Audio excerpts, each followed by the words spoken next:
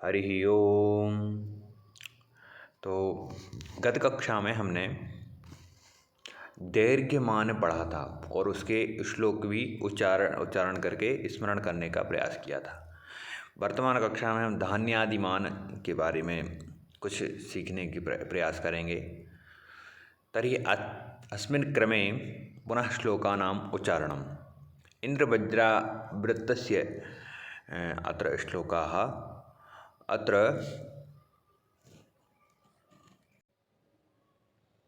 तर्हि अत्र हस्तोन्मितैर्विस्तृतिदैर्घ्यपिण्डैर्यद्वादशास्त्रं घनहस्तसंज्ञं धान्यादिके यद्घनहस्तमानं शास्त्रोदितामागधखारिकास। सुललित पद्यं वर्तते। पुनः अस्य उच्चारणं क्रियते। हस्तोन्मितैर्विस्तृतिदैर्घ्यपिण्डैर्यद्वादशास्त्रं घनहस्तसंज्ञं धान्यादिके यद्घनहस्तमानं शास्त्रोदितामागधखारिकास। हस्त उन्मितैः विस्तृतिदैर्घ्यपिण्डैः यद्वादशास्त्रं तत् घनहस्तसंज्ञम्। अर्थात एक हाथ जिसकी ऊंचाई हो, एक हाथ जिसकी लंबाई हो अर्थात दीर्घ हो, और एक हाथ जो विस्तृत हो, ऐसा जो द्वादशास्त्र इत्युक्ते द्वादश जिसमें कोण हो। अस्त्र जैसे चतुरस्त्र किसे कहते हैं? चतुर्भुज को कहते हैं। त्रिअस्त्र किसे कहते हैं? त्रिभुज को कहते हैं। उसी तरह द्वादशास्त्र जिसमें 12 कोणे हों, 12 कोण हों, तो यह किस तरह होगा? लेकिन इसकी ऊंचाई भी होगी, इसकी लंबाई भी होगी, इसकी दीर्घता भी होगी। किस आधार पर? जैसे इसमें 12 कोने बनाने होंगे हमें, तो 12 कोने किस तरह बनेंगे? इस तरह ये चतुरस्त्र बन गया। फिर इसी तरह ये त्रिअस्त्र बन जाएगा, ये त्रिअस्त्र। इसी तरह ऐसा एक क्षेत्र बनाना है जो कैसा हो? 12 जिसके कोने हों।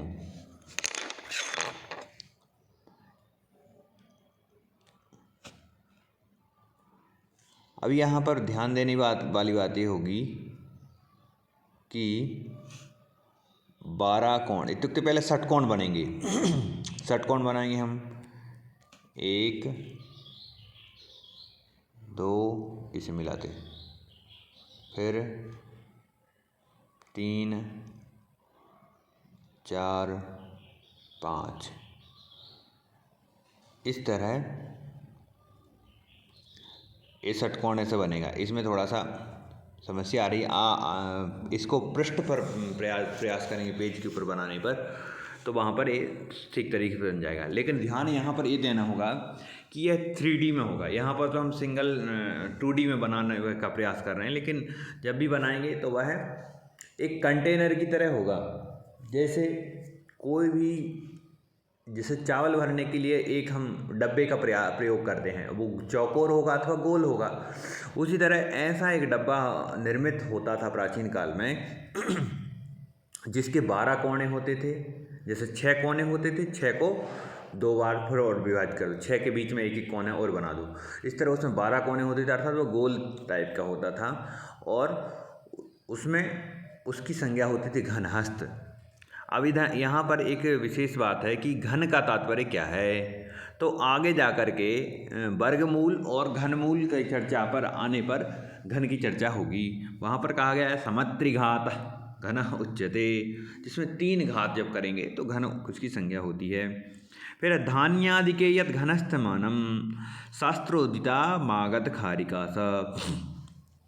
धान्यादिके, अब धान्य इत्युक्ते चणकः, शाली, गोधूम, गेहूँ, मूंग इत्यादि को जो तौलने इत्युक्ते मापने की जो एक हम यंत्र का प्रयोग करते थे, उसे हम घनहस्त कहते थे। कहाँ? और मगध देश में, मागध इत्युक्ते वर्तमान समय का बिहार, पटना, जिसकी प्राचीन नाम पाटलिपुत्र था और मगध की राजधानी पाटलिपुत्र थी, वर्तमान में जिसे पटना कहते हैं। तो उसे मागध देश में खारिका कहा जाता था।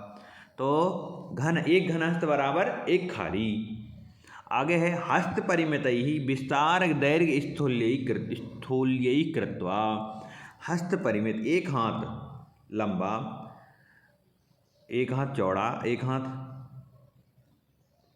लंबा और एक हाथ मोटा, इस तरह करके कल्पित द्वादशास्त्र, मतलब कल्पना करके एक यंत्र बनाया जाता जिसमें 12 कोने होते, द्वादशास्त्र होता था। तत्तलोर्धस्थ समचतुरस्राभ्याम, वह तल अर्थात पृथ्वी पर जहाँ पर उस रखते थे वहाँ पर समचतुरस्र, अष्टास्त्र, कोणास्त्र, चतुष्टय इत्युक्ते समचतुर्भुज, अष्टभुज, कोणास्त्र, चतुष्टय की तरह कोष्ठागार सदृशम, कोष्ठागार कोष्ठक के रूप में वह होता था। उक्ताकारम, इस तरह द्वादशास्त्र, वह द्वादशास्त्र के 12 कोने का होने के कारण घनहस्त संज्ञा उसकी कहते थे। तत्फल क्षेत्रफले हस्तस्य वक्ष्यमाण परिभाषिका, और हस्त की परिभाषा जो घनहस्त मतलब घन की परिभाषा जैसे जो कि आगे बताएंगे इसके बाद उसके बारे में यहाँ कह रहे हैं। आगे है धान्य आदि का मान क्या था।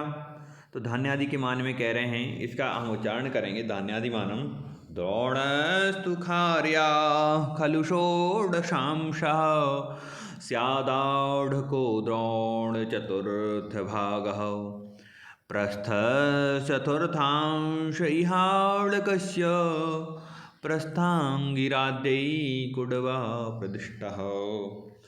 पुनः द्रोणस्तु खार्या खलु षोडशांशः स्यादाढको द्रोण चतुर्थ भागः प्रस्थश्चतुर्थांश इहाडकस्य प्रस्थांगिराद्यै कुडवा प्रदिष्टः।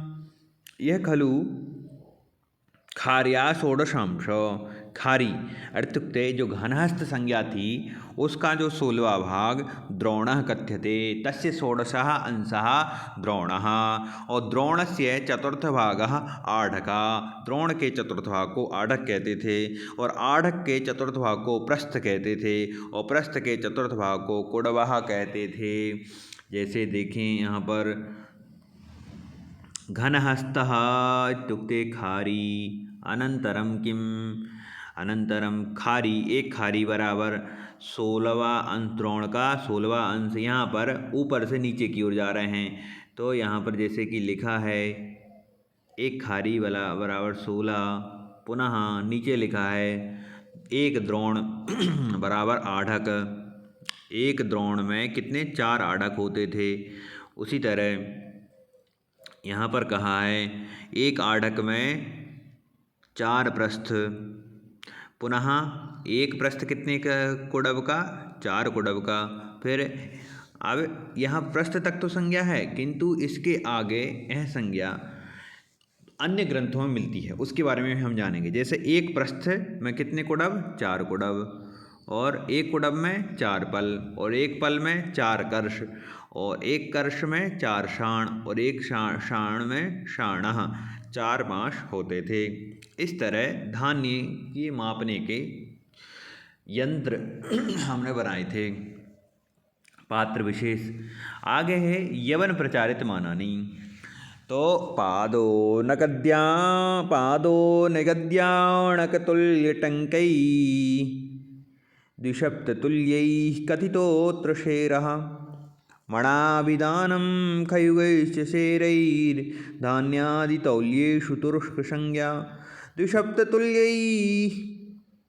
अत्र द्विसप्ततुल्यैः, यहाँ पर आप समझेंगे द्विसप्त इत्युक्ते द्विसप्त इत्युक्ते 72, द्विसप्ततुल्यैः पादोन गद्याणक, पादोन गद्याणक, पादोन गद्याणक इत्युक्ते 3/4, पाद इत्युक्ते चतुर्थ भाग कहते हैं, तो 3/4 यहाँ पर मतलब द्विसप्ततुल्य इत्युक्ते 72 और उसका त्रिचतुर्थांश पाद ऊन गद्याणक त्रिचतुर्थांश गद्याणक तुल्य क्या होता था, टंक का इतने का एक शेर होता था। शेर जिसके अंदर वर्तमान कितने, एक टंक इत्युक्ते 72 टंक का एक शेर, इस तरह वहाँ पर होता था। और आगे कह रहे हैं कथितोत्र शेरा द्विशब्दतुल्य कथितोत्र शेरा मणाविधानम खयुगश्च। मणाविधानम खा युग, खा मतलब शून्य और युग मतलब 4, कृत त्रेता द्वापर कलयुग, इस तरह।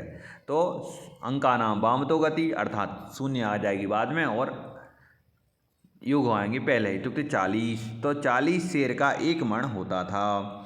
तो मणाभिधानम खयुगश्च शेरे धान्यादि तौल्येषु तुरुष्क संज्ञा। तो यहाँ पर ये जानना चाहिए केवल कि उस काल में तुरुष्क इत्युक्ते तुर्क लोगों की, जो तुर्की देश से आए थे, उन लोगों ने, व्यापारियों ने और राजाओं ने भी अपनी इस प्रकार धान्य तौलने की संज्ञा बना रखी थी। इसके बाद द्वैंकेन्दु संख्यैर्धटकैश्च शेरस्तै पंचभिः स्याद्धटिका चताभि मणोष्टभिस्त्वालमगीरशाः कृतात्र संज्ञा निज राज्य पुरुषु।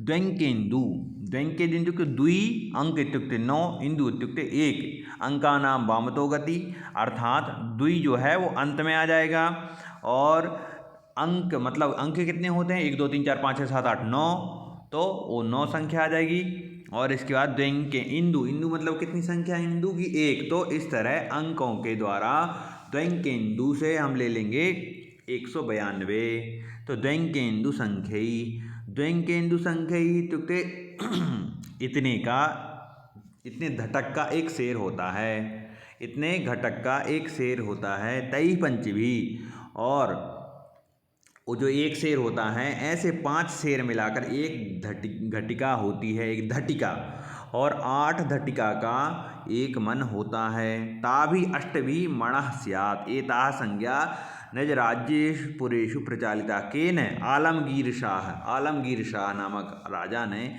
अपने राज्य में उन संज्ञाओं को चला रखा था, प्रचारित करा रखा था, मान अर्थात धान्य आदि तौलने में। इसके बाद शेष जो काल आदि की परिभाषा हैं, काल इत्युक्ते त्रुटि, प्राण, घटी, दिन, रात, पक्ष, मास, ऋतु, उत्तरायण, अयन, दक्षिणायन, वर्ष इत्यादि की संज्ञाएं हमें लोक से जानना चाहिए। इसके बारे में हम जब कुंडली के बारे में पढ़ेंगे तो वहाँ पर काल की विशेष संज्ञाएं आ जाएंगी। हरि ओम। आगे अग्रिम कक्षा में।